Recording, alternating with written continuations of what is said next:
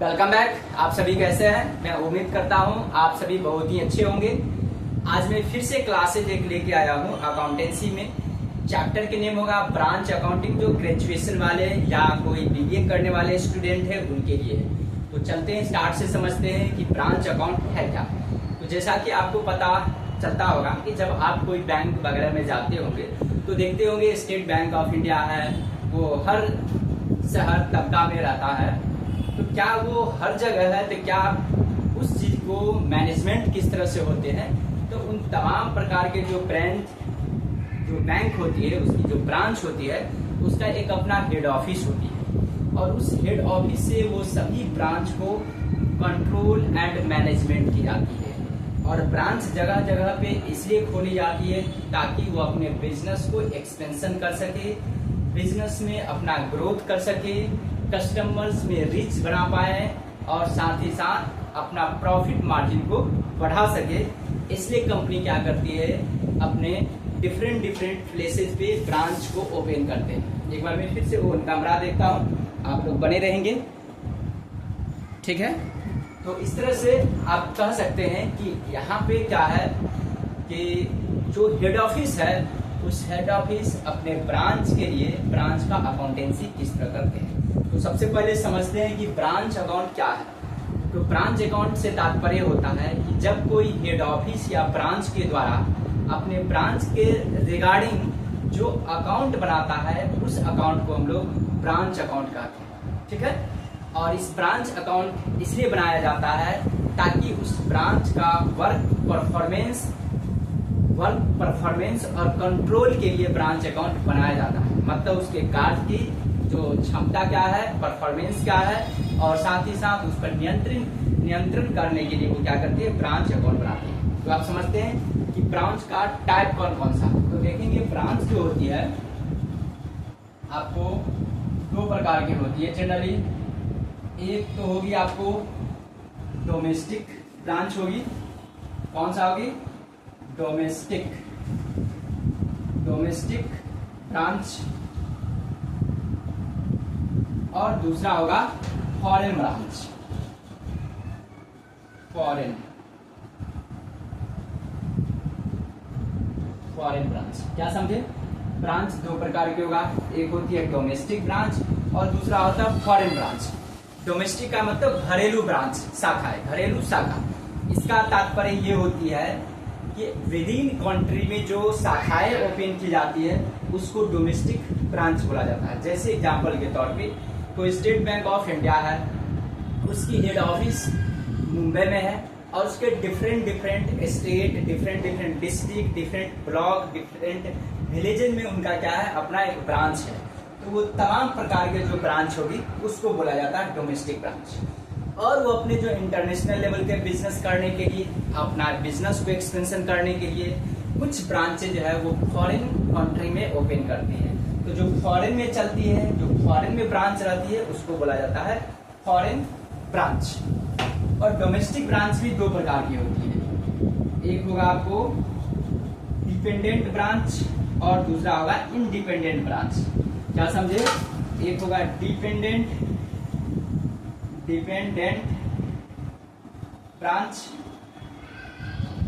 Dependent branch और दूसरा होती है इंडिपेंडेंट ब्रांच। इंडिपेंडेंट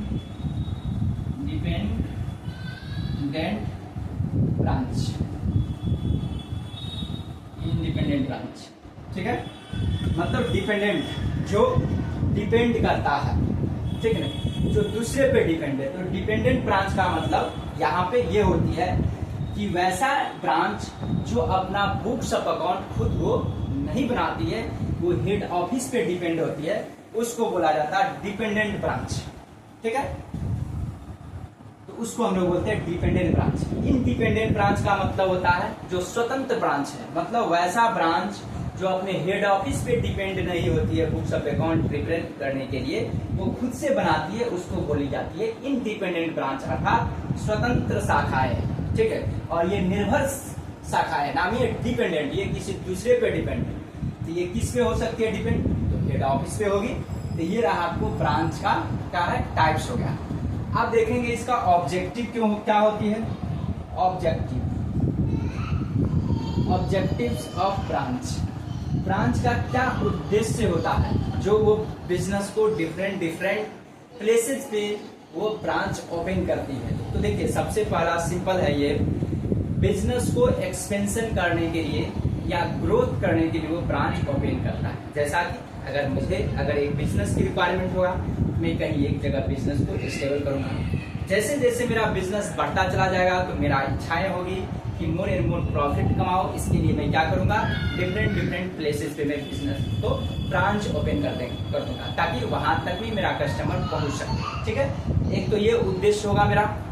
दूसरा ये उद्देश्य होगा, क्या होगा उद्देश्य, तो दूसरा अपना रिच कस्टमर या कस्टमर रिच, मतलब कस्टमर को पहुंच के लिए। मतलब ये कि सपोज दैट मैं बिहार का पटना में यदि बिजनेस का ब्रांच मैं हेड ऑफिस ओपन कर लिया और मेरा बिजनेस पटना में चल रही है, लेकिन कोई समस्तीपुर का कस्टमर्स हो, भागलपुर का कस्टमर्स हो, सीतामढ़ी का कस्टमर हो, तो उनको वहां पे जाने में थोड़ा सा डिफिकल्टी होगी।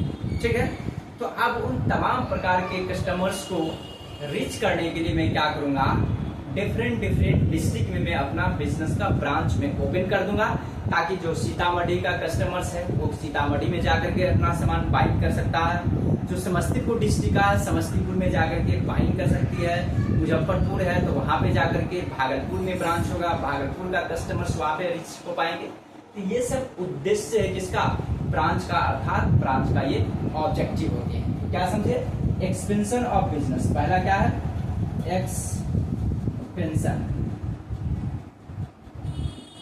एक्सपेंशन ऑफ बिजनेस, अपने बिजनेस को एक्सपेंशन करने के लिए या ग्रोथ ऑफ बिजनेस। दूसरा क्या होगा, कस्टमर्स रीच, कस्टमर्स रीच मतलब ग्राहक पहुंच। ठीक है, उसके बाद क्या है, एडवर्टाइजमेंट के लिए भी ये करेगी, एडवर्टाइजमेंट के लिए ओपन करेगी। दूसरा क्या होगा, control and management, control management होता है मतलब मोर प्रॉफिट मतलब ज्यादा से ज्यादा लाभ कमाने के उद्देश्य से भी वो क्या करती है, वो अपने ब्रांच को ओपन करती है। ठीक है, तो ये सब ब्रांच का उद्देश्य है अर्थात ऑब्जेक्टिव्स है। इस ऑब्जेक्टिव के बेसिस पे वो क्या करती है, अपने ये करती है। अब हम लोग समझते हैं, अब हम लोग चलते हैं थोड़ा सा ब्रांच का मेथड ऑफ अकाउंटिंग पे मैं बात करूंगा। और चूंकि ये तो मैंने उसका बेसिक बताया तो थोड़ा सा मैं इसको मिटाता हूँ, उसके बाद फिर मैं आगे बढ़ूंगा। तब तक आप लोग इसको नोट कर लेंगे, उसके बाद मैं मिटाऊंगा। ठीक है, तो देखिए मैंने डिलीट कर दिया हूं, मिटा दिया हूं। अब मैं चलता हूं दूसरा टॉपिक की ओर, अकाउंटिंग मेथड। अब ये समझनी है कि अकाउंटिंग मेथड कौन कौन सी होती है। तो देखिए सबसे पहले डेटर मेथड या सिंपल, इसी को बोला जाता है डेटर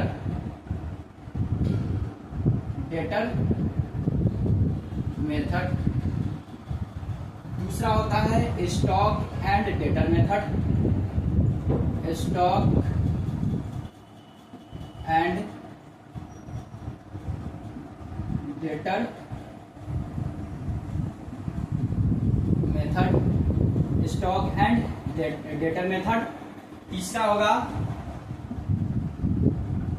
फाइनल अकाउंट मेथड। और फोर्थ में होगा wholesale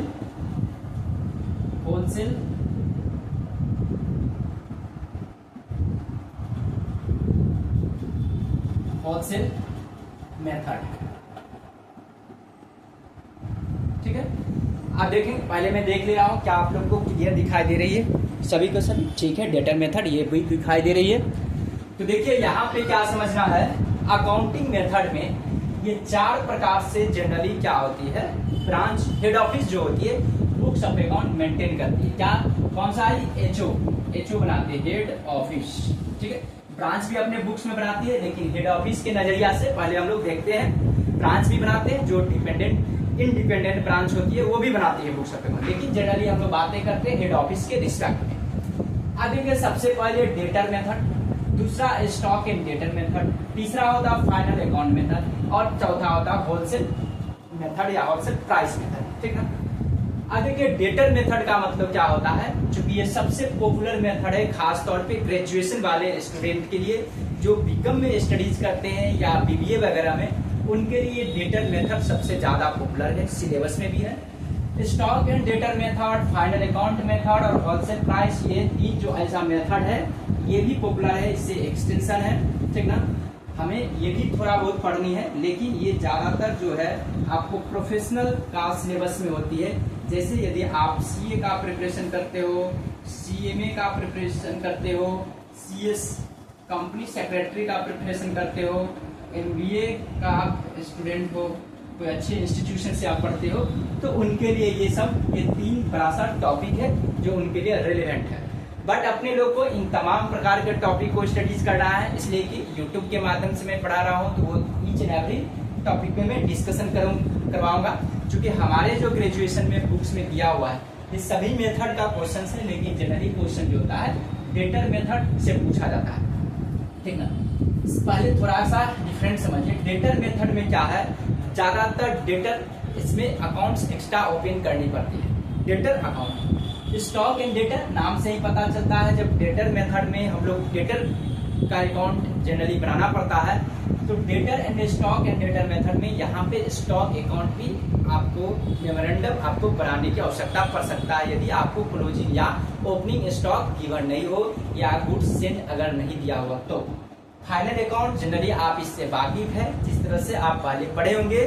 profit and loss account जिस तरह से बनाई जाती है, एक्सपेंस और इनकम को इसमें दी जाती है, इन द सेम वे होगा। होलसेल प्राइस इसी का एक्सटेंशन हो गया होलसेल प्राइस। जब ये प्रैक्टिकल क्वेश्चन जब हम लोग स्टडीज करेंगे, डिस्कशन करेंगे, तो उस समय हमें पता चलेगा। आप देखिए थोड़ा इसको डीपली से समझेंगे, क्योंकि इसी पे प्रैक्टिकल क्वेश्चन होगा, इसी पे आपको क्या होगा, आपको परफॉर्मा भी होगा। इसलिए मैंने बेसिक चीजें में बताया हूँ ताकि आपको फॉर्मेट समझ में आ सके। थोड़ा सा वीडियोज लंबा होगा बट अपने लोग को समझने में काफी इजी होगी। तो देखिए डेटर सिस्टम में क्या होता है, यहाँ पे जब एचओ अर्थात head office books of account को मेंटेन करती है, क्या देखिए एक होती है हेड ऑफिस होती है और दूसरा क्या होगा, इसका ब्रांच होगा। एकदम अच्छे से समझेंगे तभी आप बुक्स ऑफ अकाउंट को अच्छे से एंट्री कर पाओगे। तो देखिए हेड ऑफिस और ब्रांच के बीच ट्रांजेक्शन होगी, क्योंकि हेड ऑफिस क्या करती है, ब्रांच को क्या करती है, गुड्स को सेंड करती है, स्टॉक्स देती है, अब अपना मतलब कि कुछ कैश देती है, एक्सपेंस करने के लिए देती है। इन तमाम प्रकार के चीजों किसको देती है, ब्रांच को देती है। ब्रांच क्या करती है, उस चीज को सेल करती है, सेल करने के बाद क्या करती है, वो पैसा देती है हेड ऑफिस को, क्योंकि हेड ऑफिस ही तो सारा चीज उसको प्रोवाइड कर रखा है ना, गुड्स दे रखी है, स्टॉक दे रखी है, उसको पेटी कैश एक्सपेंस के लिए वो कैश दे रखी है। ठीक है। इन तमाम चीज जब वो प्रोवाइड कर रही है ब्रांच को, तो हेड ऑफिस तो चाहेगा ना कि भाई मोर एंड मोर प्रॉफिट हो मेरे को, इसका ऑब्जेक्टिव भी होती है मोर एंड मोर प्रॉफिट, तभी ये ब्रांच ओपन कर रखा है, तभी वो कंट्रोल एंड मैनेजमेंट उस पर कर सकता है। तो देखिए हेड ऑफिस जो होती है, ठीक ना, इसको क्या करती है, ब्रांच को ये डेटर मानकर चलती है। देखेंगे डेटर, ये क्या मानकर चलती है, डेटर समझता है। ये हेड ऑफिस सोचता है मैं ब्रांच से ट्रांजेक्शन में कर रहा हूँ और जो मेरा ब्रांच हुआ वो मेरे लिए हेड ऑफ क्या है, डेप्टर है। क्यों, क्योंकि यदि हेड ऑफिस मानकर चलिए ये ब्रांच नहीं होता तो हेड ऑफिस क्या करता है, ये डायरेक्टली अपने कस्टमर से बेचता सामान, ठीक ना, तो कस्टमर भी तो हेड ऑफिस के लिए डेटर होती है। In the same way head office debtor system में क्या करती है, अपने ब्रांच को वो डेटर मान लेती है और डेटर के बेसिस पे वो अकाउंट ओपन करती है, जिसका नाम होती है ब्रांच अकाउंट। आप इसी के बेसिस पे देखिए हम लोग एक परफॉर्मा बनाते हैं, हमेशा याद रखेंगे। बेसिक कॉन्सेप्ट आपको यदि मन में बिल्ड हो जाएगा तो मैं समझता हूँ कि अकाउंटेंसी का जो एंट्रीज होती है या उसका प्रोफॉर्मा होती है आपको आसान रहेगा। नहीं तो अक्सर क्या होता है, देखते हैं स्टूडेंट क्या करता है, पढ़ता है फिर भूलता है, ठीक ना। यहाँ तक के 10-15 बार प्रैक्टिस करने के बावजूद भी वो भूल जाते हैं। लेकिन आपके अंदर यदि कोई कॉन्सेप्ट हो बिल्ड, यदि आप भूलते भी है तो थोड़ा बहुत भूलेंगे, ठीक है। कुछ ऐसा टेक्निकल टर्म होगा जहाँ पे थोड़ा सा लेंदी कुछ कॉन्सेप्ट होगा, वहां पे हो सकता है फिर उसको आप स्टडीज करोगे तो आपको ध्यान आ जाएगा। तो यहाँ पे हम लोग समझते हैं बेसिक कंसेप्ट को बिल्ड करते हैं, तब जाकर के आपको पता चलेगा कि ब्रांच अकाउंट में एंट्रीज किस तरह से होती है, और उसी ब्रांच अकाउंट के बेसिस पे हम लोग क्या करते हैं, जर्नल एंट्री बनाएंगे। तो देखिए सबसे पहले हम लोग एक प्रोफार्मा बनाएंगे ब्रांच अकाउंट को, ताकि हम लोग को समझ में आ सकेगा कि कैसा है। देखिए यहाँ पर हम लोग लिखेंगे ब्रांच अकाउंट, ब्रांच अकाउंट इतना बुक्स अब किसको है, हेड ऑफिस के बुक्स में बना रहा हूँ, ठीक ना। तो यहाँ पे इस तरह से प्रोफार्मा बनाएंगे, इस तरह प्रोफार्मा होगा, इस तरह से होंगे। अब मैं इसमें डालूंगा अमाउंट, अमाउंट जाएगा, पार्टिकुलर आएगा,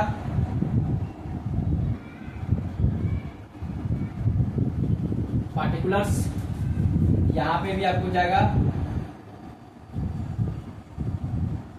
पार्टिकुलर्स, यहाँ पे आपको आएंगे अमाउंट, जैसे उसमें था, ठीक है। आप समझते चलिए। अब देखिए क्या क्या होने वाला है वो उस चीज को समझते हैं। सबसे पहले तो ब्रांच में क्या होगा, कुछ आपको ओपनिंग एसेट्स वगैरह हो सकता है, क्योंकि बुक्स ऑफ अकाउंट जब बन रही है, यहाँ पर डेटर सिस्टम है। कौन सा सिस्टम चल रहा है, डेटर सिस्टम। ये वाले सिस्टम पे हम लोग फोकस कर रहे हैं, इसको अच्छे समझेंगे, बहुत ही आसान है। लेकिन बच्चे लोग को क्या लगता है टफ है, नहीं टफ कुछ नहीं है, क्योंकि आप उसको रटते हो, परफॉर्मा को याद करते हो, तो आपको पता ही नहीं चल पा रहा है कि ये क्या हो रहा है और नहीं हो रहा है। अकाउंटेंसी ये क्या है, प्रैक्टिकल चीजें है, उसको अच्छे से समझने का चीज है। हम लोग क्या करते हैं, कॉमर्स के स्टूडेंट अक्सर हम लोग क्या करते हैं, परफॉर्मा को देखते हैं, उसको याद करते हैं, एंट्रीज को याद करते हैं, उस एंट्री के बेसिस पे या तो ब्रांच अकाउंट ओपन करते हैं, या उस ब्रांच अकाउंट के परफॉर्मा को रट करके उसके बेसिस पे एंट्रीज, लेकिन नहीं, रटना कुछ नहीं है। तो सबसे पहले देखिए डेटर है। तो डेटर क्या हुआ, एक एसेट्स होती है हेड ऑफिस के लिए, जो कि हेड ऑफिस ही उसका मेन मालिक है, वो बुक्स ऑफ अकाउंट बना रही है, इसलिए वो क्या हुआ, ओनर हुआ। उसके लिए डेटर क्या है, एसेट्स है। तो कोई भी एसेट्स का ओपनिंग बैलेंस क्या होती है, टू बैलेंस विधि होती है। इस चीज का श्योर है, क्योंकि आप बचपन से पढ़ते आ रहे हो, मैं उम्मीद करता हूँ कि आप सभी को इस चीज को जानकारी होगा। तो मैं यहाँ लिखूंगा टू बैलेंस विधि। अब ये समझना है कि इसके अंदर में कौन कौन सी ऐसा आइटम है जो हो सकता है। तो देखिए कुछ एसेट्स हो सकती है, जैसे फर्नीचर हो सकती है, कंप्यूटर हो सकती है, लैंड, बिल्डिंग, प्लांट, मशीनरी, कुछ भी हो सकता है। तो मैं यहाँ पर लिखता हूँ एसेट्स, ठीक है। कुछ एसेट्स हो सकती है, फिक्स एसेट्स, ठीक है, का ओपनिंग बैलेंस यहाँ पर टू बैलेंस विधि, ठीक है। डेटर हो सकता है, डेटर का ओपनिंग बैलेंस होगा। स्टॉक तो होगा ही, चूंकि कॉस्ट ऑफ गुड्स सेंड की जाती है। ओपनिंग पेटी कैश हो सकता है, पेटी कैश मतलब ओपनिंग पेटी कैश का मतलब जो स्टार्ट में उन्होंने भेजा और जो बच जाता तो अगले वर्ष के लिए ओपनिंग बच जाती, ठीक है। इन तमाम चीज हो सकता है। कुछ हो सकता है प्रीपेड एक्सपेंस हो सकती है, प्रीपेड एक्सपेंस हो सकती है, ठीक है। उसके बाद देखेंगे टू क्या होगा, टू क्या होगा, goods supply by head office या goods send to, goods supply by head office या गुड्स सेंड टू ब्रांच, दोनों एक ही चीज है। मतलब ये कि हेड ऑफिस के द्वारा सप्लाई किया गया या गुड्स ब्रांच को भेजा गया, दोनों एक ही चीज। क्यों, क्योंकि देखिए हेड ऑफिस क्या करेगा, ब्रांच को भेजेगा, तो उसको मैं लिख सकता हूँ goods supply by head office या गुड्स सेंड टू ब्रांच, दोनों एक ही कीवर्ड है। तो आप देखिए टू साइड में क्यों लिखा गया, क्योंकि ये एक्सपेंस है, एक्सपेंस होगा। आप खुद सोचो कि यदि ये हेड ऑफिस, ये हेड ऑफिस तो ये अपनी बुक्स मान रही है, इसलिए अपने नजरिया से देख रही है कि हेड ऑफिस जो गुड्स सेंड कर रही है ब्रांच को, एक तरह से क्या हुआ, हेड ऑफिस उस गुड्स को क्या किया है, परचेज किया हुआ था। परचेज एक एक्सपेंस है जो टू साइड में लिखा जाता है, लेकिन यहाँ पे परचेज नहीं होकर के गुड्स सेंड लिखा जाता है, क्योंकि हेड ऑफिस को इस बात को आइडेंटिफाई करनी होती है कि मैंने जो गुड्स भेजा हूँ किसको भेजा हूँ, ठीक है। तो ये गुड्स किसको भेजा, जैसे Patna branch, Etawah branch, Aligarh branch हो सकती है, इसलिए लिखे हैं goods send to Aligarh branch, Kanpur branch, Etawah branch, Bhagalpur branch, Patna branch, Delhi branch, तो वो आइडेंटिफाई करनी पड़ती है क्योंकि उसके पास कई ब्रांच होती है तो उसका नेम लिखा जाता है। ठीक है, तो यहाँ पर लिखा जाएगा क्योंकि ये जो परचेज किया उसी का ना पार्ट है, जिससे कहीं से न कहीं से परचेज करके लाया होगा और उसके पास मान के चलिए ये ब्रांच है, बी है, सी है, यहाँ भेजेगा कुछ यहाँ तो कुछ यहाँ। सपोज दैट इन्होंने 1.5 लाख का माल लाया, खुद सोचिए खरीद करके, अब तीनों में बराबर बांट दिया, तो 50 से यहाँ 50 से, ये 3 जगह पर 50-50 रुपये खर्चा लिखेगा। बात समझो, एकदम प्रैक्टिकली समझो। इसलिए लिखेगा टू गुड्स सप्लाई या गुड्स सेंड टू ब्रांच। यहाँ पर मैं लिखता हूँ गुड्स सेंड टू बी, मैं लिख दिया, बी का मतलब आप समझेंगे ब्रांच। ये हो गया।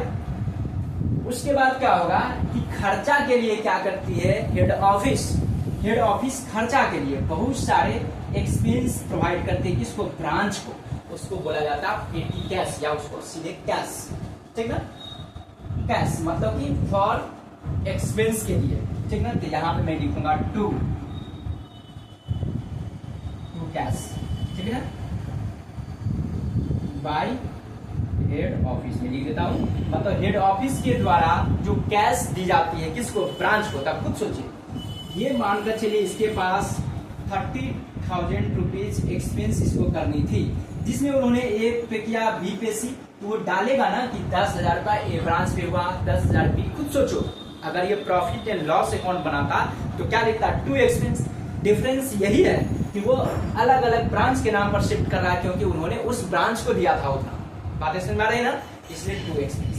अब मन में द्वंद ये उठ जाती है बच्चे को कि सर थोड़ा आप ये तो बता दो कि जब आप एक्सपेंस की बात कर रहे हो आप एसेट्स क्यों लिख रहे हो। तो समझिए, कॉन्सेप्ट को बिल्ड कीजिए। हम लोग तो रटते हैं, समझते नहीं है, तो समझिए जरा। ये एसेट्स जो मैंने लिखा, इसका लिखने के तात्पर्य ये नहीं है कि मैं एसेट्स को यहाँ पर लिखा हूँ, मैं खर्चा को लिखता हूँ। अब ये कैसे, मैं प्रूफ करके बताता हूँ। मान कर चलिए कोई प्लांट था, एसेट, सपोज दैट कितना का था, 20,000 का था। बातें समझो। लेकिन क्या आप समझो कि एसेट्स क्या खर्च होती है, नहीं होती है, फिर भी आपने ब्रांच अकाउंट में क्यों लिख दिया, क्योंकि ब्रांच अकाउंट में तो प्रॉफिट निकलती है।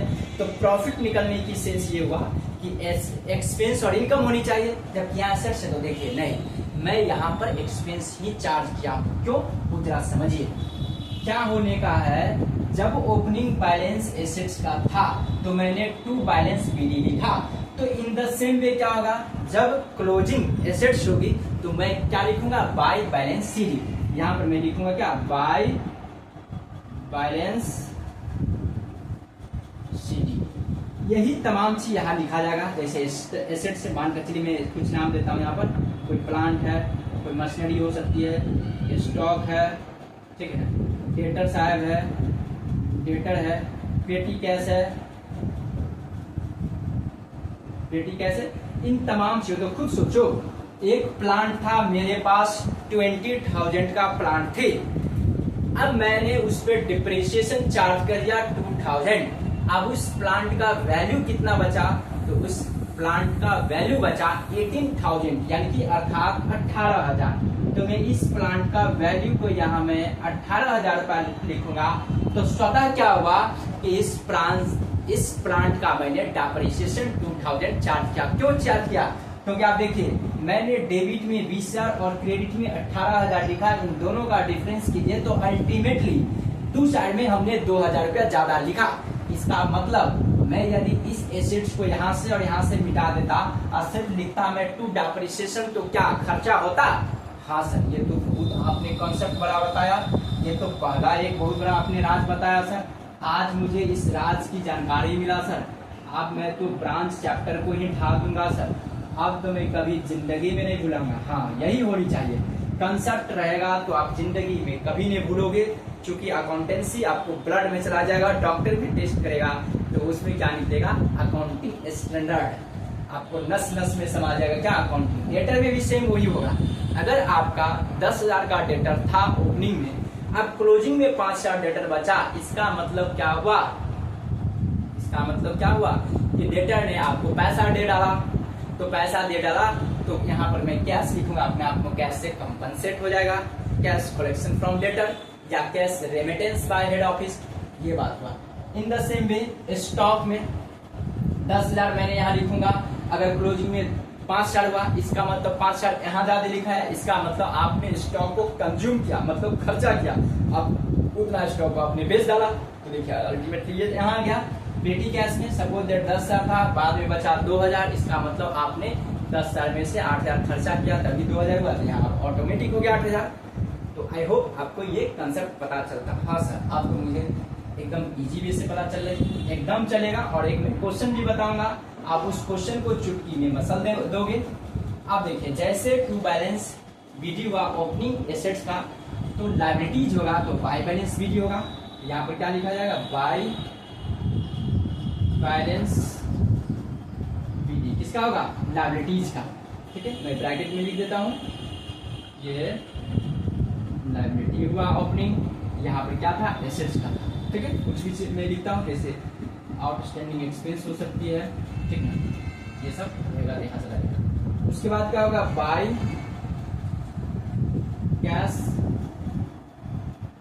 रेमिटेंस। अब देखिए कैश रेमिटेंस का मतलब ये हुआ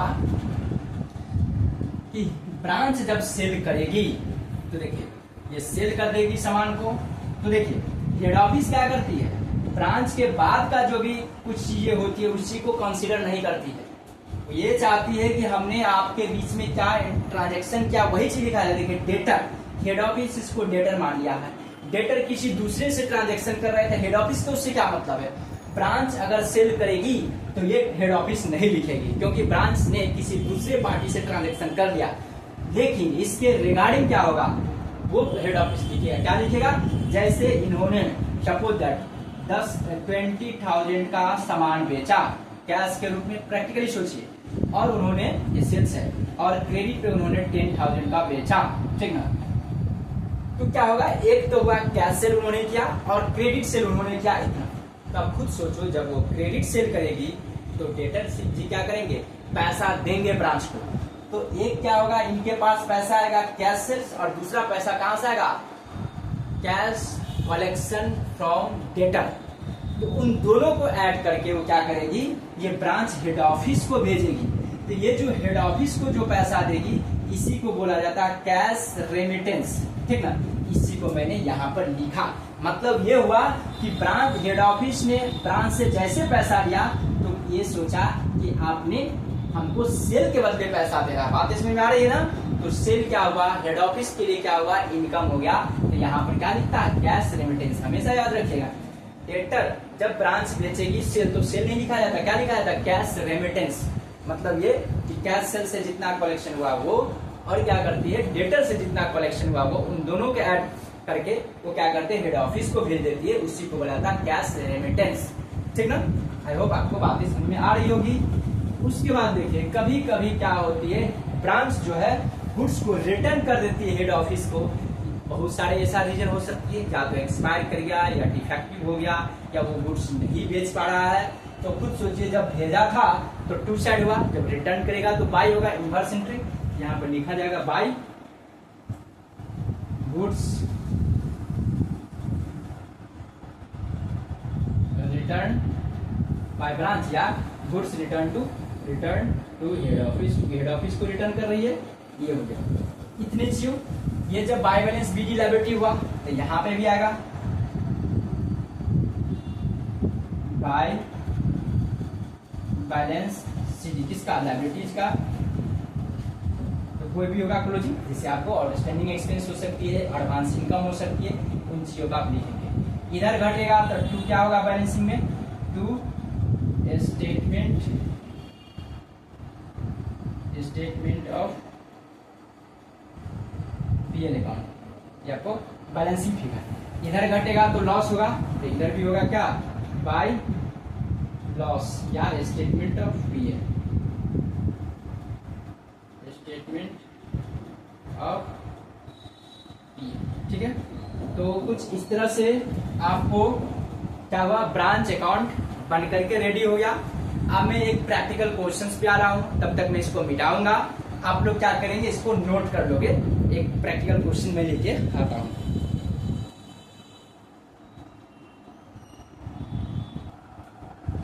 तो देखेंगे, मैंने क्वेश्चंस लेके आया हूं, वो एस एम शुक्ला जी का बुक है, देखेंगे।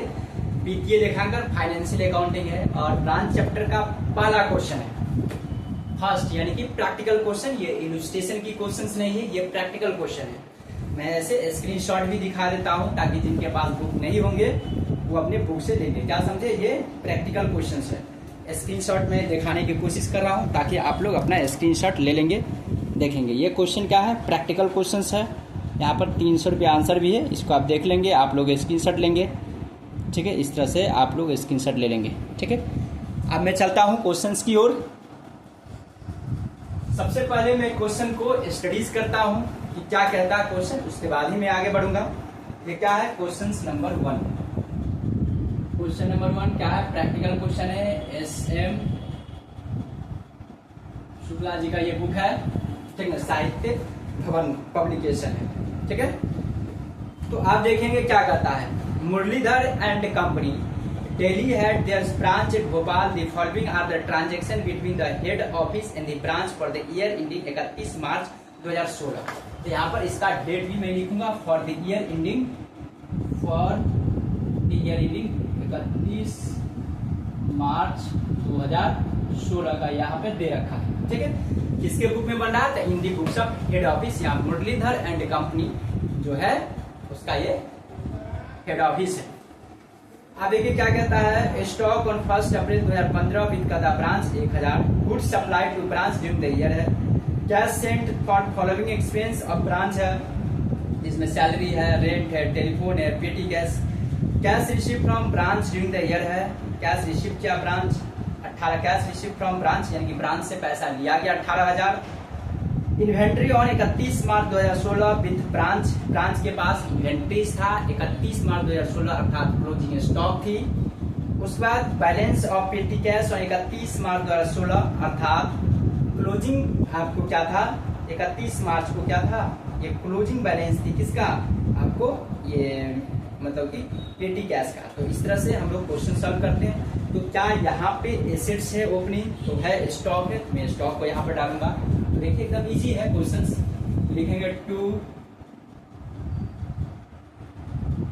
बैलेंस बीडी, क्या है, स्टॉक है, मैं यहाँ पे स्टॉक लिखूंगा। यदि आपको इच्छा है तो ओपनिंग स्टॉक भी लिख सकते हो। तो स्टॉक दिया है आपको 1000 रुपीज, इजी वे से समझनी। और उसके बाद क्या मैंने बताया था, टू कैश होती है जो हेड ऑफिस के द्वारा भेजी जाती है ब्रांच को फॉर एक्सपेंस के लिए, वैसे एक्सपेंस को मैं मुझे यहाँ लिखनी है। उसके बाद गुड्स सेंट टू ब्रांच लिखनी है, यहाँ पे मैं लिखता हूँ टू कैश। तो देखिए कैश में क्या क्या दिया है उन्होंने खर्च के लिए, कहता cash sent for following expense of branch को खर्चा करने के लिए दिया। कौन कौन, सैलरी, रेंट, टेलीफोन। एक सैलरी है,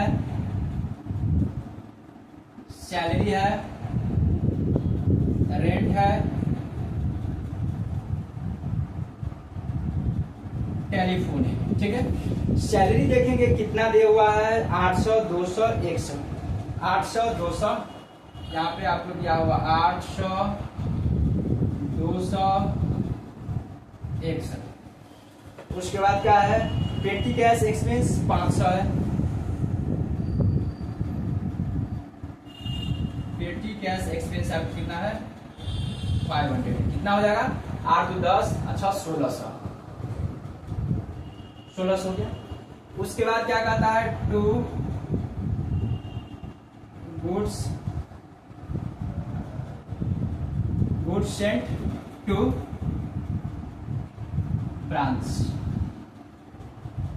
ब्रांच को गुड्स जो भेजा गया या goods supply by head office, दोनों एक ही चीज है। तो मैं देखता हूं कितना है, goods receive from branch during the year, कहता कैश है, उसके बाद गुड्स क्या दिया, बैलेंस है, goods supply to branch during the year है 16,000 का दिया हुआ है। इसको मैं लिखता हूं यहाँ पे 16,000 है। क्या कहीं पे क्लोजिंग या ओपनिंग लायबिलिटी है, नहीं है, लेकिन स्टॉक का क्लोजिंग दिया हुआ है, तो मैं यहाँ पे लिखूंगा बाय बैलेंस सीडी। एक आपको दे रखा है स्टॉक है और दूसरा आपको पेटी कैश है। स्टॉक देखिए तो आपको स्टॉक का दे रखा है इन्वेंट्री 800 और पेटी कैश एक्सपेंस 100 रुपया दिया हुआ है। मतलब एक 800 है और एक 100 रुपया है। ठीक है, यहाँ पे मैं लिखूंगा 800 रुपया और यहाँ पे मैं लिखूंगा 100 रुपया। ये आपको हो जाएगा 900। ठीक है, ये 900 हो गया।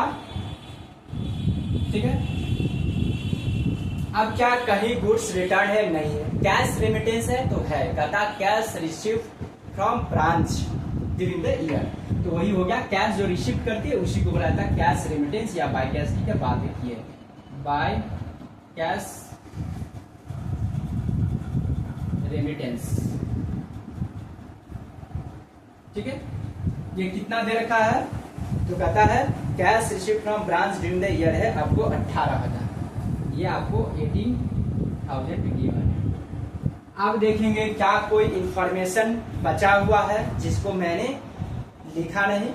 तो मेरे समझ से मैंने जितने भी इंफॉर्मेशन था इस क्वेश्चन में उन तमाम आइटम को, उन तमाम ट्रांजेक्शन को क्लासिफाइड करके मैंने इस लेजर में पोस्टिंग कर दिया। अब अपने को क्या करनी है? ऐड करनी है और खट दिवल प्रॉफिट हम लोग को निकाल लेना है। हाँ सर, प्रॉफिट तो खटाखट आ रहा है। आपने तो ऐसा बता दिया कि इजी वे से क्वेश्चन भी सॉल्व हो रहा है सर। 300 रुपया मेरा आंसर भी आ गया सर, तब तो बहुत अच्छे हो, समझदार हो, जो हमसे पहले ही तुमने आंसर निकाल डाला। ठीक है, अब देखेंगे यहाँ पे क्या होगा, to statement of PL account. ठीक है, ये आपको आएंगे बैलेंसिंग। ठीक है, अब आप इसको ऐड करो तो 16, एक 17, एक 18,600, ये 18,900 है। तो कितना बैलेंसिंग? अगर 300 आया तो क्या आपको प्रॉफिट आया 300? बुक में देखिए तो यस सर। अब समझना क्या है वो जरा देखिए, बहुत बारीकी से समझनी है। एक बार मैं पहले ऑन कैमरा देख ले रहा हूँ ताकि आप लोग को दिक्कत नहीं होगी। हाँ सर, बहुत ही अच्छा लगा क्वेश्चन। आप कहती है क्या कि इस ब्रांच अकाउंट के साथ साथ आपको बोला था लेजर बनाने के लिए। ऐसे इस क्वेश्चन में बोला था पहले जर्नल ही बनाने के लिए, उसके बाद बोला था ब्रांच अकाउंट बनाओ, भोपाल ब्रांच अकाउंट। बट मैंने क्या किया, पहले ही मैंने क्या कर दिया, ब्रांच अकाउंट ओपन कर दिया। लेकिन एग्जामिनेशन में क्या होगा, जो चीजें पहले पूछी जाती है पहले उन चीजों को कैलकुलेशन की जाती है। तो मैं इसको पहले इसलिए किया कि मैं अपने ट्रिक बताने के लिए, ताकि आपको काम करने में आसान हो और लेजर से जर्नल बनाना कितना आसान होगा वो देखिए। तो देखिए 1 बाय 1 क्या करेंगे हम लोग, हेड ऑफिस के बुक में बनाते हैं, इन एचओ मतलब in the books of head office के बुक्स में हम लोग बना रहे हैं। वो देखिए टू बैलेंस बेड़ी है, यहां से हम स्टार्ट करेंगे। तो देखिए टू साइड में स्टॉक आया, इसका मतलब क्या हुआ, Bhopal branch account debit to stock हुआ होगा। टू साइड में जो भी चीज आती है हमेशा याद रखेंगे, उस लेजर को लिखा जाता है डेबिट में, और टू इन तमाम चीजों को जो बाई साइड में लिखा गया है उसी को मैं लिखूंगा, उसी को डेबिट, और ब्रांच अकाउंट को मैं क्रेडिट करूंगा, क्योंकि ब्रांच अकाउंट में ये क्रेडिट है। अर्थात ये कि जो भी ट्रांजेक्शन डेबिट साइड में है, ठीक ना, तो मैं उस लेजर का उस अकाउंट को मैं डेबिट लिखूंगा। अगर कोई ट्रांजैक्शन क्रेडिट में है तो उस अकाउंट को मैं क्या करूंगा, डेबिट में लिखूंगा। जैसे भोपाल ब्रांच को क्रेडिट में तो क्रेडिट में, डेबिट में तो डेबिट। तो देखिए ये डेबिट साइड में है स्टॉक, तो मैं लिखूंगा भोपाल को डेबिट में। तो मैं क्या लिखूंगा, journal entry Bhopal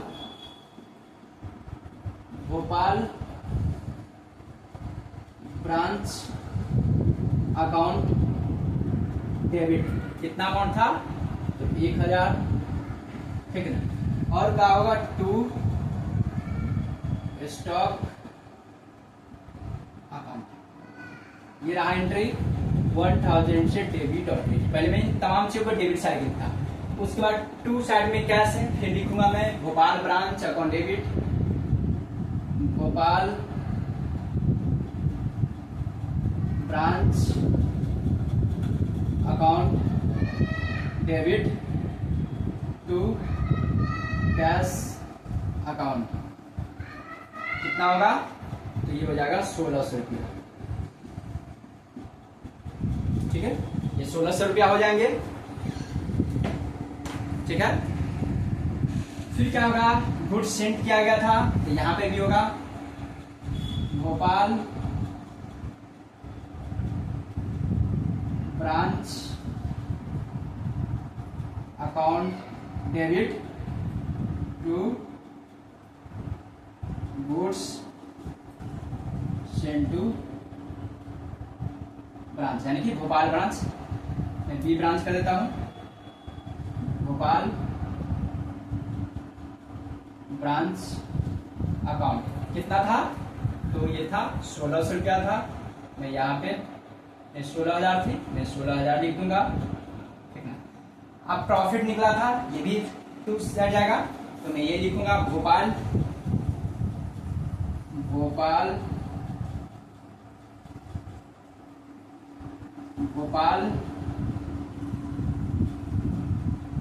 branch account debit to statement of PL account, to statement of PL account कितना हुआ 300 रुपया, ये हो गया। उसके बाद जो कैश रेमिटेंस हुआ एक क्रेडिट है, इसलिए मैं भोपाल ब्रांच को क्रेडिट लिखूंगा, कैश को डेबिट लिखूंगा, ठीक ना। Cash account DR, cash account debit to क्या हो जाएगा भोपाल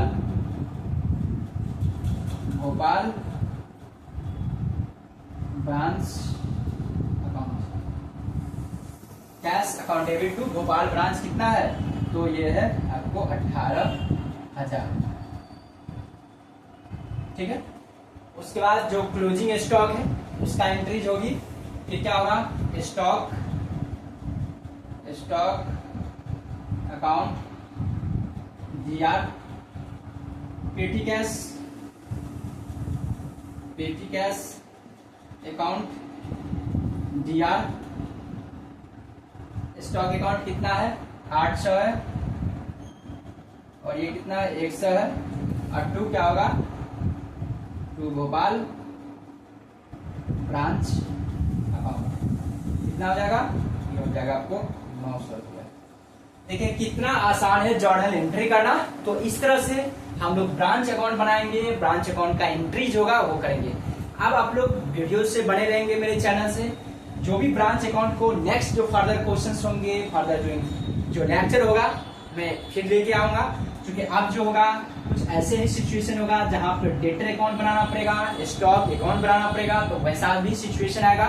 अभी हम लोग स्टार्ट से आए, आपको कॉन्सेप्ट पता चला कि बहुत ही आसान है, कोई ज्यादा टफ नहीं है। Okay, bye bye, have a nice day.